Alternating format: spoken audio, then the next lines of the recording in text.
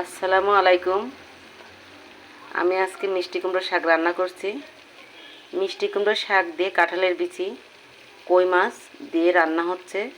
প্রথমে আমি পানি, ঝাল, পেঁয়াজ, রসুন, জিরা সব কিছুই দিয়ে দিচ্ছি।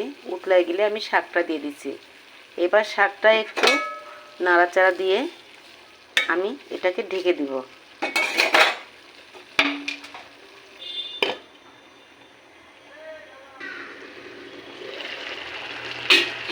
দেখেন বন্ধুরা,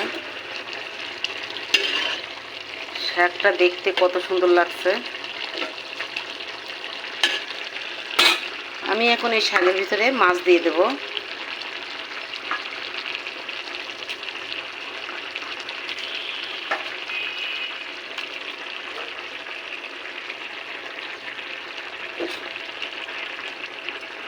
দিয়ে আবার আমি এটিকে ঢেকে দিব।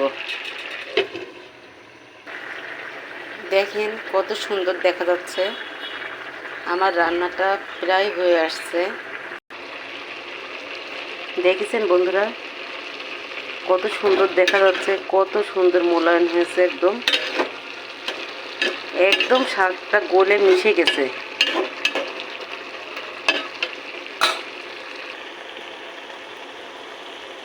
দেখেন আমার এই যে শাক রান্না হয়ে গেছে। এখন এটা গরম ভাতের সাথে লেবু দিয়ে খেতে অনেক সুস্বাদু লাগবে, মজা লাগবে। আল্লাহ হাফেজ।